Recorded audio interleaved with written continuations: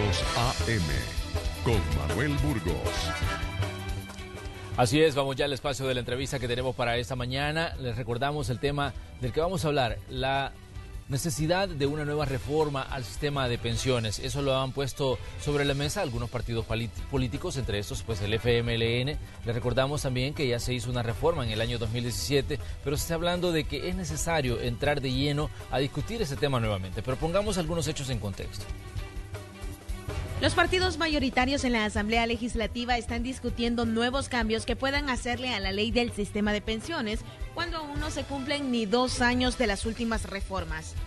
Arena y PCN aceptan que la última reforma que aprobaron todos los partidos en septiembre de 2017 solo sirvieron para resolver el problema fiscal del gobierno, pero afectó las pensiones de los trabajadores. La semana anterior, la bancada del partido Arena habló sobre la creación de una comisión que analice una reforma integral. Formalmente estamos introduciendo una pieza de correspondencia para solicitar a la Junta Directiva la conformación de una comisión ad hoc de reforma integral del sistema de pensiones. La Comisión de Hacienda ha recibido en las últimas semanas diversas propuestas de reformas, específicamente para bajar el monto de la comisión que reciben las administradoras por manejar el fondo mismo. Son iniciativas que hay que atender. Sin embargo, ya es tiempo que trascendamos con la aprobación de medidas que podrían llamarse parches y abocarnos al estudio de una reforma completa. Según explicó el presidente de la Asamblea, la reforma estaría enfocada en mejorar el monto, reducir la desigualdad entre las diferentes pensiones, aumentar la cobertura, mejorar la rentabilidad, consolidar la sostenibilidad del sistema y por primera vez reducir las ganancias extraordinarias que reciben las AFP por administrar los fondos. Días atrás, el diputado de Gana Numan Salgado también propuso reducir la comisión de las AFPs de 1.9 a 1.5% para beneficiar a los cotizantes. La comisión de equilibrio a cobrar por las administradoras de fondos de pensiones sería el 1.4, ya que es el punto de referencia, el punto de equilibrio para que las administradoras de fondos de pensiones salgan incluso con ganancia. Por debajo de esto no sería rentable para ellos. Esto es un estudio en base al año 2017. Nosotros hemos hecho nuestros propios estudios y creemos que en base al resultado financiero presentado en 2018, este punto de comisión bajaría al 1.2. Es importante mencionar que desde hace algunos años el FMLN se encuentra presionando para lograr una reforma mixta de pensiones. Diputados de izquierda aseguran que las condiciones de jubilación no cumplen las expectativas y por eso buscan analizar qué tipo de sistema responderá a las demandas de los ciudadanos. Esta mañana, en la entrevista de Hechos AM, conversaremos sobre las pensiones y cuál consideran los diputados del FMLN es la reforma que más le conviene a los salvadoreños. ¡Comenzamos! Así es, le damos los buenos días en este día miércoles a la presidenta de la Comisión de Hacienda de la Asamblea Legislativa, la diputada por el partido FMLN, Yancy Urbina. Diputada, un gusto que nos acompañe. Muy buenos días, Manuel. Muchas gracias por la invitación esta mañana a conversar de este importante tema para la ciudadanía. El tema de pensiones es un tema que afecta a toda la población, no solamente a los cotizantes, y parte de eso es lo que vamos a conversar esta mañana. Ahora bien, ha pasado un poco más de un mes de las elecciones presidenciales. El tema estuvo presente, digamos, durante parte de la campaña, pero, la situación tiende, a renovarse, este interés por las pensiones a partir de propuestas presentadas en la Asamblea Legislativa. Entre los interesados en que se promueva pues una reforma o una nueva reforma a la ley del sistema de ahorro para pensiones está el FMLN. Pero ¿cuáles son las bases, diputada Urbina, respecto, a lo que se quiere hacer con el tema hoy? Bueno, recordemos, Manuel, que en abril de este año, la reforma más grande que ha tenido el sistema de pensiones, que fue la privatización que se hizo en el 98, entró en vigencia en abril de 1998, va a tener 21 años. Estamos a 2 décadas de haber implementado un sistema que cambió rotundamente en el sentido de que nosotros hasta el año 96 que se aprueba esta privatización de las pensiones. Antes de ello nosotros teníamos un sistema público que tenía beneficios definidos, tenía establecidos también en ese ámbito que, por ejemplo, usted como pensionado, si era pensionado del Seguro Social, usted tenía hasta una tasa de retorno del 67%. Si usted era pensionado del INPEP, tenía hasta el 77%. Un beneficio definido de parte de todo el sistema desde que entraba. ¿Por qué? Porque estamos en un sistema público que se denomina de reparto, pero que la base de todo esto es un criterio de solidaridad. Pero ese movimiento, Manuel, si me permite un minutito, ese movimiento nos lleva a un sistema privado de cuentas de ahorro individual. ¿Qué es lo que ocurre con esa situación? Si usted empieza a revisar durante estos 20 años cuántas veces se ha tocado el tema de pensiones, es innumerable. ¿Por qué razón? Porque el sistema que se aprobó digamos, en este marco de la privatización de las pensiones, está basado en otro concepto, y es la cuenta de ahorro individual, que es la que usted cotiza individualmente y los beneficios de eso se calculan en relación a la cotización que usted realizó. ¿Qué es lo que ha ocurrido a lo largo de estos años? Mire, la primera gran reforma fue en el 2003 con el decreto 1217. Luego vino una nueva reforma en el 2006, que fue el decreto 100. Sí. Todas las reformas que se han venido haciendo a lo largo de estos años han tenido un propósito, y es el de compensar lo que el sistema no le da. El sistema público no le va a dar, ese sistema privado no le va a dar esas tasas de cotización, de rentabilidad, de beneficio del 67%, 77%. ¿Qué es lo que está ocurriendo? Este sistema le deja alrededor del 30% para las mujeres, 32% para los hombres. ¿Qué significa? Que si usted, por ejemplo, amigo o amiga, tiene un salario de alrededor de $600, ¿cuánto es lo que usted podría estar estimando como una tasa de reemplazo, lo que se le denomina tasa de reemplazo, que es al final de cuentas cuánto le van a dar de pensión? Estamos hablando de alrededor de $200 si usted tuviera un salario de 600, si usted tiene de 1,000, más o menos 300. ¿Qué es lo que está ocurriendo hoy? Es que cuando las personas están yendo frente a ese nivel de respuesta del sistema de pensiones, tienen una profunda decepción. Las personas que están yendo a jubilar cada vez tienen menos pensión, una pensión muy pero diputada, precaria. Entonces, ante esto, ¿es necesario nacionalizar nuevamente el sistema? Yo creo que este es el tema que hay que estar, si usted me permite, Manuel, porque el tema es, hoy estamos frente a un nuevo evento donde hay varias propuestas que hay que discutir. Y hoy tiene usted, por ejemplo, una situación donde hay una propuesta para reducir la tasa que cobran las AFP por comisión. Tiene imperfecciones que se han ido estimando en el camino, como la última que acabamos de colocar nosotros como grupo parlamentario del FMLN, que consiste en que, por ejemplo, las personas que están de licencia de maternidad, las mujeres durante el periodo de la licencia de maternidad, el patrono no paga la cotización del 7.75 que corresponde. ¿Por qué no lo paga? Porque no está establecido en ley. Tampoco las personas que tienen una incapacidad. Si usted tiene una incapacidad de 1 mes, 2 meses, 3 meses por cuestiones de salud, eso no lo paga, esa cotización de esos meses no lo paga el patrono. Es decir, hay una serie de perspectivas de mejora que tiene el sistema. Por ejemplo, ¿desde cuándo no tocamos lo de la pensión mínima? Desde el año 2011. Entonces, se vienen acumulando una serie de situaciones, y hoy, por ejemplo, lo que ha provocado esta discusión de fondo también es la situación de que los pensionados que fueron obligados, llamémosle así son reconocidos, sí, que no tuvieron opción de decidir por cuál de los dos sistemas se quedan, si en el público o en el privado, estos obligados son mayoritariamente mujeres que están enfrentando hoy su decisión de jubilación. Y estos obligados no tienen ningún mecanismo de compensación, como fue el 1217, el decreto 100, etcétera. Entonces hoy estamos frente a un contingente de esa gran oleada, primera oleada que viene, de personas que van a jubilar en el sistema más, digámoslo así, más puro de lo que es el sistema de pensiones actualmente en los términos en los cuales lo tenemos. Le repito la pregunta, diputada.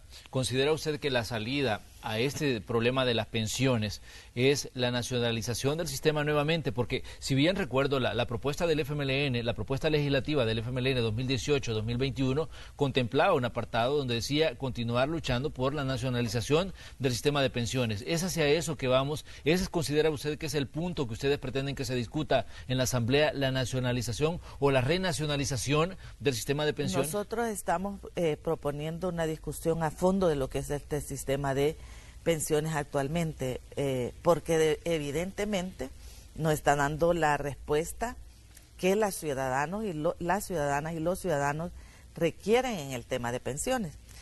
Y esta discusión a profundidad nos debe de llevar a examinar, Manuel, la experiencia en América Latina también.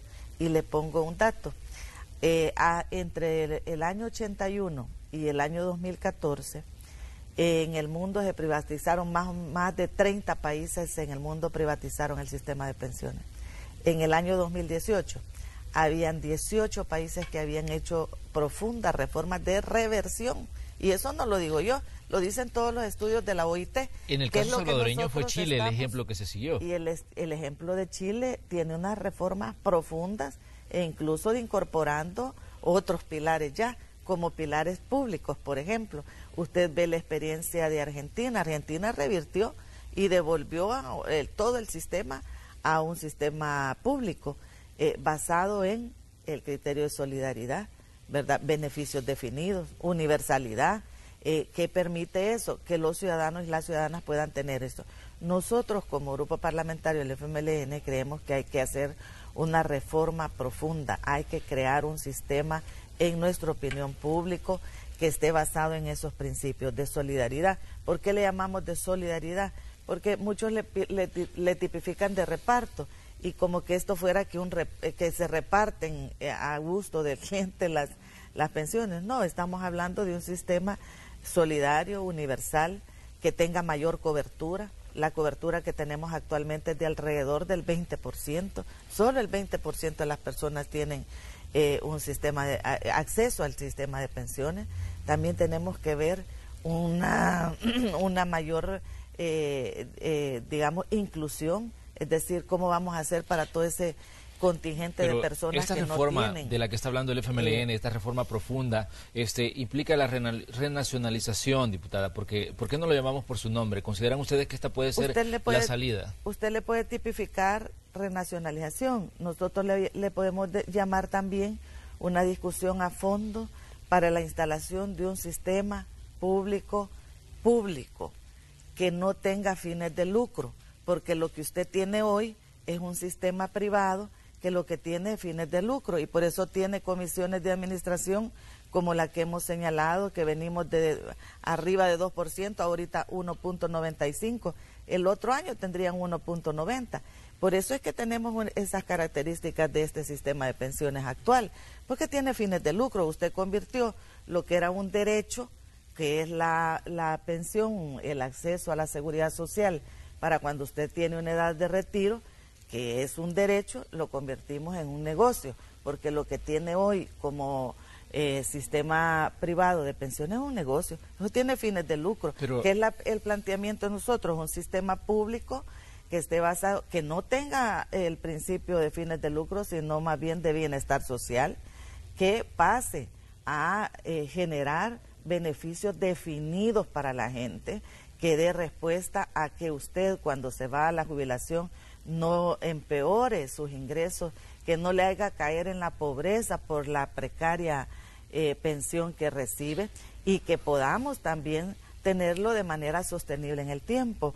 Y la sostenibilidad fiscal en esto es importantísima. Le creo decir de que la mayor parte de los 18 países que han hecho reversiones importantes en los últimos años tienen también a la base ese criterio. Pero, digamos, ¿qué voluntad considera usted que hay a nivel político de hacer estos cambios que sean profundos y que den, digamos, a cierto punto un paso atrás con lo que se ha hecho con el tema pensiones? Porque hasta ahora hemos visto que incluso Arena está promoviendo que se discute el tema pensiones. El PCN está hablando también de que se debe analizar, y a esto se suma también pues el FMLN. ¿Consideran ustedes que están las condiciones para, digamos, llegar a este acuerdo que permita solventar la situación que están enfrentando muchos de los pensionados o muchas de las personas que se están retirando con el nuevo sistema? Porque yo estaba leyendo algunos análisis que decía que aunque se hagan estos cambios, para muchos ya no hay una vuelta atrás en cuanto, digamos, a darles o devolverles algún tipo de beneficio. Hay que estimar cuál es el costo de la reversión.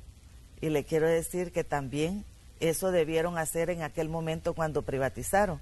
¿Cuál era el costo de migrar a un sistema como este? Porque el costo, Manuel, hoy lo hemos venido pagando a lo largo de los años. Y usted puede identificar, por ejemplo, quién pagó ese costo. Lo ha pagado el pueblo salvadoreño. Es que nosotros nada más hay que verle el comportamiento de la deuda para tener claro de que la deuda, por ejemplo, de país, si usted la identifica, tiene un comportamiento estable alrededor del 50%. Cuando usted ve la deuda con pensiones, se le elevó al 70%. ¿Qué significa esto? Que hay 20 puntos de deuda que los acumulamos por pagar sistemas de pensiones privados. Es que la verdad es que el pueblo ha venido, digámoslo así, sosteniendo un sistema privado de pensiones que realmente se carga sobre los que pagan todos los impuestos. Y ese es el principio que hay que discutir. ¿Cómo estamos en este momento? Hay que discutir a fondo, por eso le decimos nosotros, hay que hacer una discusión a fondo. ¿Por qué? Porque este tema no debe ser solamente una discusión de Asamblea Legislativa. Este es un punto donde debe participar la población, toda la población. Por ejemplo, nosotros debemos de estimar cuál es la opinión que tienen los que ya están y todo ese contingente de personas que vienen a futuro. Nosotros recibimos en la Asamblea Legislativa permanentemente a las personas pensionadas del Seguro Social, a las personas pensionadas del INPEP, a las personas que emigraron, que son optados. ¿Y qué es lo que nos están pidiendo? El enorme contingente, que con estas condiciones no se quieren jubilar. ¿Por qué? Porque lo que tienen son un sistema de pensiones que no le ofrece la seguridad económica a las personas que se van a jubilar hoy. ¿Y qué es lo que está ocurriendo? Esas personas son las que están pidiendo de que se reforme. Pero si yo creo que esta es una discusión a fondo. Si recordamos, se hizo una reforma en el año 2017, casi a finales del año 2017. Este fue uno de los temas, digamos, que generó mucho debate en ese momento. El gobierno, pero si bien pues resolvió un problema que tenía a nivel fiscal en ese momento, pero digamos se quedó pendiente de continuar con la discusión. Pero ¿por qué, digamos, no se impulsó este tipo de discusiones antes, sino hasta que ya estamos en 2019, cuando ya ha pasado más de un año y medio de que se puso en marcha esta última reforma, diputada? Bueno, yo le cuento de que si usted empieza a conocer cuál fue la historia de todas las reformas que tiene este sistema, tiene un montón. La última es la de 2017, pero en realidad usted examine a lo largo de los años, este es un tema, primero, que no ha desaparecido de la agenda pública, no ha dejado de tener reformas, y cada vez hay un periodo de reformas para solventar o para contener o para hacer parches para que el sistema siga funcionando y que le siga dando medias respuestas a la población. Cada una de estas grandes reformas ha sido para dar un sostenimiento al sistema privado de pensiones de momento. Le da respuestas para los momentos, pero no resuelve el problema fundamental. Esa última reforma tiene también esas características. Usted mismo hacía la introducción cuando dijo que el ministro Cáceres en aquel momento había dicho de que era una reforma parcial, que era una reforma que era un parche, bueno, porque no resuelve estructuralmente el problema, porque digamos una solución estructural al problema es que tengamos un sistema de pensiones que dé beneficios definidos a la población. Y cuando me refiero a beneficios definidos, me refiero a que la población pueda tener certeza de cuál va a ser el porcentaje con el cual se va a jubilar, dependiendo de su contribución al sistema. No necesariamente solo dependiendo, como estamos ahora, a la cuenta de ahorro individual. Por eso el sistema debe estar basado en la solidaridad, en la inclusión, con una amplia cobertura que asegura que cuando usted se va a jubilar no va a ir a caer en la pobreza, porque lo que tiene son pensiones muy bajas, y que también corrija, Manuel, un problema de discriminación de género que tiene esto, porque lo que acabo de ponerle de ejemplo de que en los periodos de licencia de maternidad las mujeres, los patronos no pagan la cotización que corresponde de 7.75 a las mujeres, esto afecta, porque ¿qué significa? Que si usted es una mujer que tiene 3 hijos, 1 año de cotizaciones el patrono no la pagó. ¿Qué significa eso? Menos ahorro a su cuenta. ¿Eso qué va a significar? Que usted va a tener menos recursos para lo de su pensión.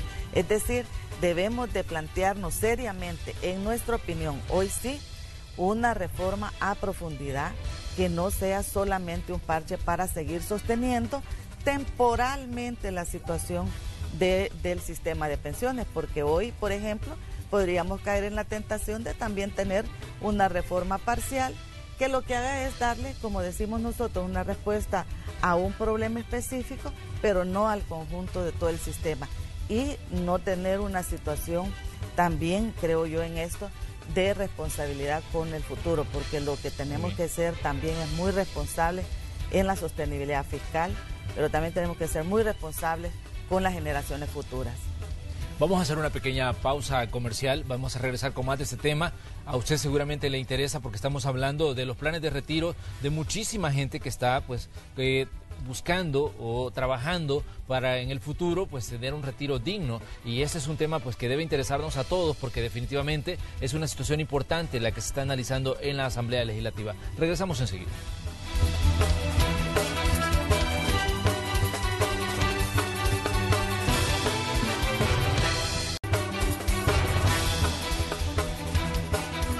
Esta mañana en el espacio de la entrevista conversamos con la presidenta de la Comisión de Hacienda de la Asamblea Legislativa de un tema que a usted le interesa, el tema pensiones. Se está hablando de una nueva reforma, la necesidad de hacer cambios al sistema de ahorro para pensiones. Diputada, hay una serie de elementos que entran en juego cuando hablamos de una reforma al sistema de ahorro para pensiones. Si preguntamos a la gente de Asafondos, que son las administradoras de fondos de pensiones, ellos dirán de que la baja rentabilidad en las pensiones y que las bajas pensiones que se están pagando son producto de que se crearon mecanismos para meterle mano a los ahorros de los trabajadores, y el gobierno le paga una baja rentabilidad. Es decir, las tasas de interés que se están pagando son muy bajas. Recordemos que en el año 2006, que fue una de las reformas más importantes que se hizo, ahí se comenzó a echar mano de estos fondos para pagar a los pensionados que habían quedado del sistema anterior. Esa deuda ya alcanza una buena cantidad de millones de dólares, y las tasas de interés siempre se ha cuestionado de que son muy bajas. Pero ¿qué dicen ustedes ante esta situación? Porque si hablamos con la gente de Asafondos, también tiene un panorama de lo que está pasando y por qué las pensiones son muy bajas. Sí, ahí hay que preguntarnos por qué el Estado ha tenido que adquirir deuda para pagar pensiones, si estamos en un sistema privado de pensión. Preguntémonos eso, cuáles son las reformas que ha tenido que hacer, y cuando le menciono eso, me refiero a, por ejemplo, la del 1217, la del decreto 100. ¿Por qué están hechas esas pensiones, esas reformas de pensiones? Fueron hechas porque efectivamente fueron población que se empezó a jubilar, que venía, y denominados optados que habían tenido la posibilidad de elegir con cuál sistema de pensiones se quedaban, y que cuando ven hacia atrás se dan cuenta que están frente a su jubilación, la ley misma, el sistema privado que tenían ahora, por el cual habían optado, les iba a dar alrededor del 30 para las mujeres, 32 para los hombres, y giran su vista y ven a cómo estaba el sistema público, a los que estaban en el sistema público, y ven que allá tenían 67 y 77 de fondo de pensión. De las tasas de reemplazo. De las tasas de reemplazo.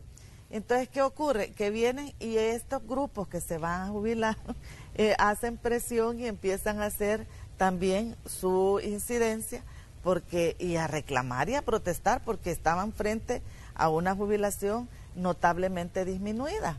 ¿Y qué ocurre? Entonces hay que dar respuestas del Estado.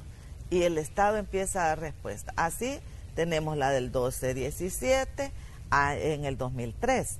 Luego viene la otra gran reforma de 2006 con el decreto 100. Pero como era impagable con los recursos que tenía, viene y se crea el FOP. Y ahí empieza la cadenita a correr.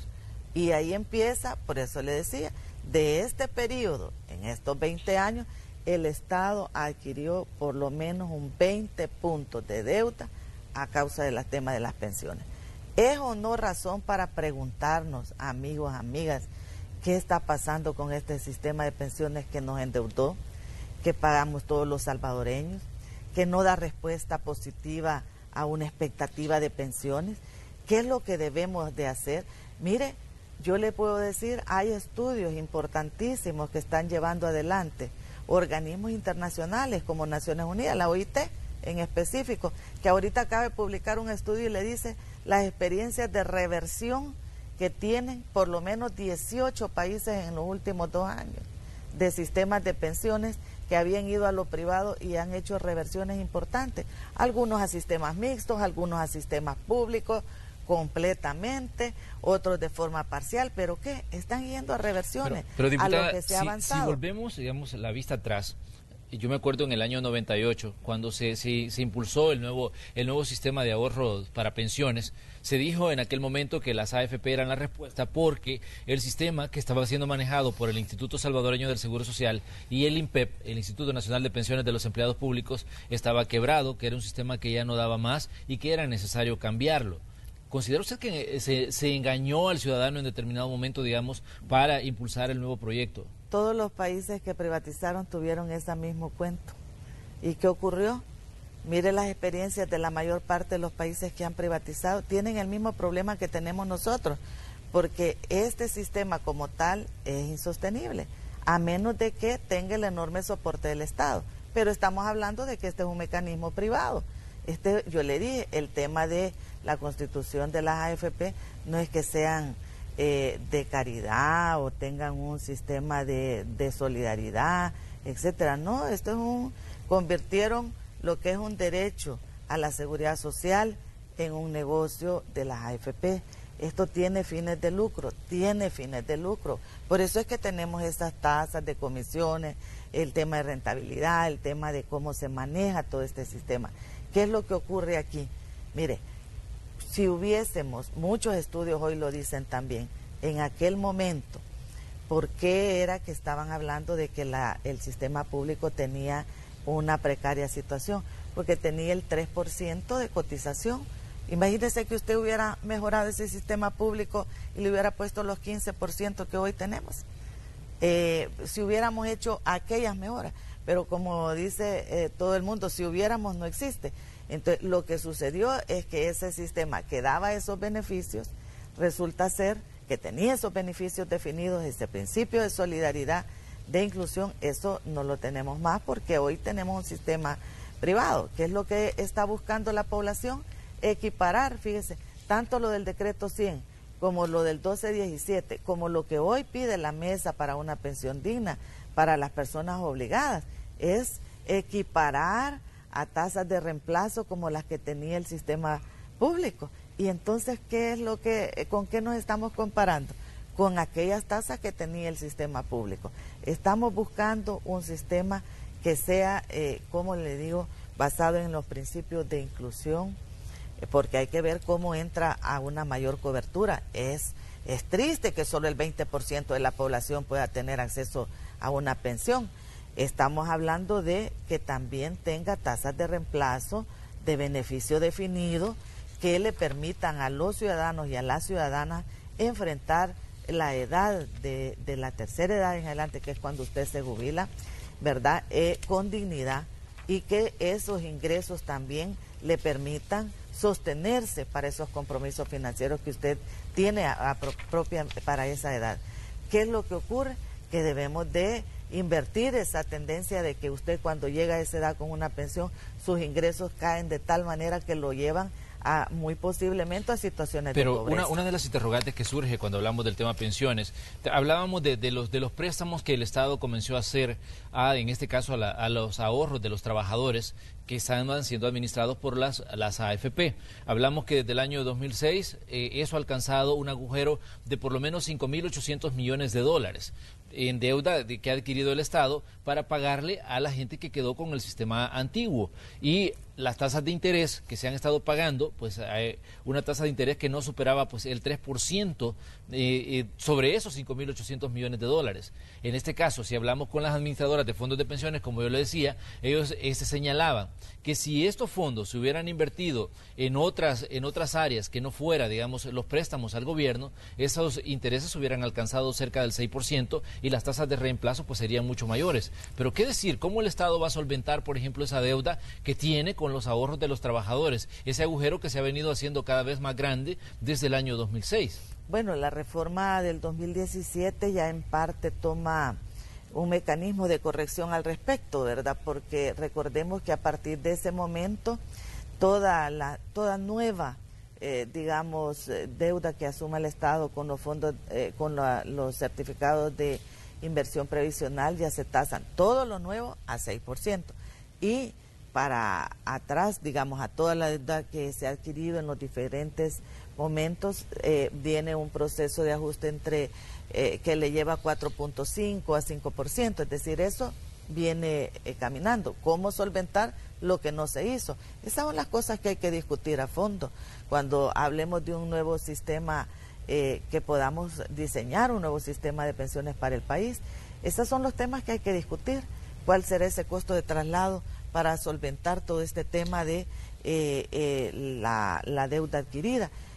O cuáles son los mecanismos de compensación que habrá que tener para con las personas que se van a jubilar en este momento, que han tenido esa situación. Pero esos son parte de los temas una de que las hay que ver. interrogantes que surge también es, digamos, por qué el FMLN no hizo elevó este debate al nivel que ahora lo está buscando durante los dos periodos de gobierno, porque estamos casi al cierre del segundo periodo y la administración, tanto Funes como la administración Sánchez Serén, han tenido, digamos, han dado continuidad a los mecanismos de préstamo de los ahorros de los trabajadores y, bueno, no entraron de lleno a un debate, digamos, intenso y que permitiera una salida al sistema previsional, considerando, digamos, las fallas que se ya tenía. Como FMLN hemos mantenido una constante a lo largo del tiempo en los últimos, y no es distinto ahora a lo que se sostuvo en los últimos años. Usted se recordará que nosotros en el año también 2017 acompañamos esta propuesta de un sistema público. Eso no tuvo mayor eco en la sociedad en ese momento, tuvo por el contrario una campaña muy fuerte de los medios de comunicación que usted se recordará que se denominó el robo del siglo. Y yo siempre que me recuerdo de eso, les digo, miren, el robo del siglo fue el momento de la privatización. Ahí estuvo ese momento donde se decidieron esas cosas. Hubo una campaña muy fuerte de los interesados, de las AFP, de todos los que son pro AFP también. Eso fue muy fuerte, esa campaña, usted la recordará. Eso fue tremendo. Prácticamente no dio espacio en el periodo pasado a una discusión a fondo de ese tema, de discutir más sobre una propuesta de este orden. Yo creo que en eso no es que hayamos variado, no lo hayamos intentado o hacer hecho en diferentes momentos levantar el tema. Yo creo que eso ha sido constante. De hecho, yo creo que somos de los pocos que hablamos de migrar a un sistema público que le garantice beneficio a la ciudadanía, beneficio definido, el principio de solidaridad, que le dé una pensión justa, una pensión digna. Yo creería que ahí tenemos una constante alrededor de este tiempo. Yo creo que no ha habido, eso sí, a nivel de país, una profundidad en la discusión sobre el modelo, porque en general hemos estado hablando mucho sobre las reformas, pero el tema de cuál es el modelo que conviene al país, si va a ser este modelo de cuenta de ahorro individual, de AFP, si usted puede migrar a un sistema público. Hay países que han migrado, por ejemplo, a soluciones mixtas como un pilar público dentro del mismo sistema, algunos administrados por privados, otros administrados por el sistema público. Es decir, hay una búsqueda, yo creería, no solamente de El Salvador, sino de muchos países en el mundo que están buscando también mejoras estructurales en el tema de pensiones, y nosotros hoy no deberíamos de cerrar esa posibilidad de hacer una discusión a fondo sobre el sistema. En la Asamblea se había planteado también crear una comisión para que comenzara, digamos, los estudios sobre este tema de las pensiones. Digamos, ¿existen posibilidades de que en los próximos días veamos ya la conformación de esa comisión? Este tema es un tema, actualmente está atendiéndose en la Comisión de Hacienda, que es natural que corresponde este tema. Claro. De hecho, tenemos alrededor de 8 propuestas de reforma. Le decía, la de la pensión mínima, lo de la comisión de administración, lo de solventar esto que los patronos paguen. Esto es una reforma al artículo 14. También tenemos la propuesta que ha presentado la Mesa para una Pensión Digna. Hay una propuesta presentada también por el diputado Ponce que tiene que ver con tasas de rentabilidad, entre otras cosas. Es decir, hay otras propuestas que son también de revalorización de pensiones.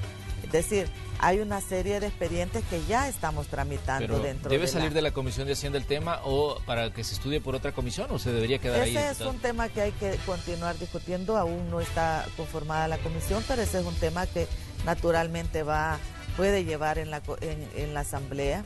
De hecho, eso es uno de los temas que va a definirse en los próximos días. Y el tema, lo que sí está claro para nosotros es que el tema de pensiones le debemos de dar la importancia que merece y que ojalá que en esta ocasión llevemos a una discusión a fondo y que, como dice la población, que muchos nos lo dicen a través de redes sociales, que ya no sigamos hablando de parches, porque si no se resuelve el problema para un momento, para un contingente, pero luego vienen los otros contingentes de población que van a pensionarse y también van a enfrentar la misma situación.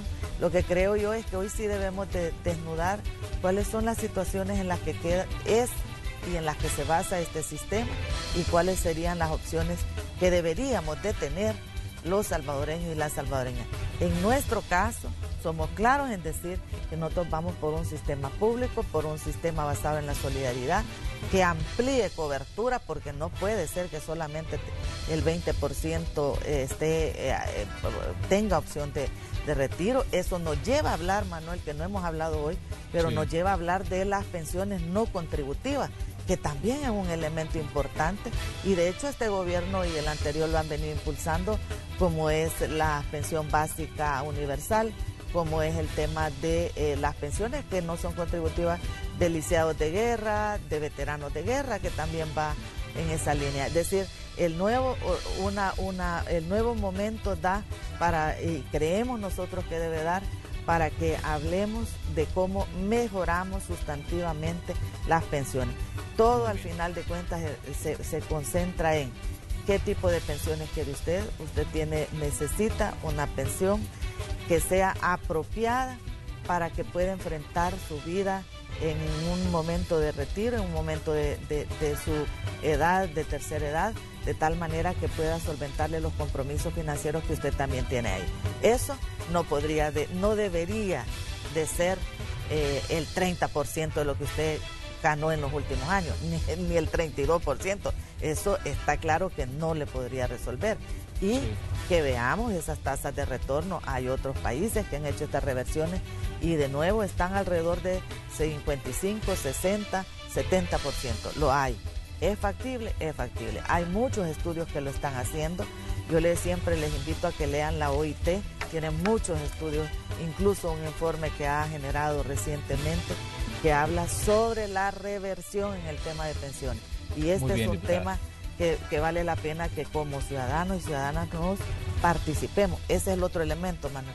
Esta es una discusión que debe tener una amplia participación para que la población pueda opinar, pueda participar, pueda contribuir con sus aportes. Y nosotros como medio pues estamos dispuestos también a generar esa discusión y a darle a conocer a usted todos los elementos de este debate sobre el sistema de ahorro para pensiones. Definitivamente es un tema que nos interesa a todos los ciudadanos que estamos trabajando y que estamos cotizando para en un futuro pues tener acceso a un retiro. Gracias, diputada Yancy Urbina, por estar con nosotros esta mañana. Estamos dándole seguimiento como Noticiero Hechos a estos temas y a estos debates que tienen ustedes en la Comisión de Hacienda de cada uno de los elementos que se van poniendo sobre la mesa en torno a este tema que, como decimos, es un tema de importancia nacional. Gracias por estar aquí. Gracias a usted, Manuel, y un cordial saludo a todos los amigos y amigas que han tenido la amabilidad de sintonizarnos. Que tengan un muy feliz día. Nosotros vamos a ir a una pequeña pausa comercial y cuando regresemos tenemos más de Noticiero Hechos.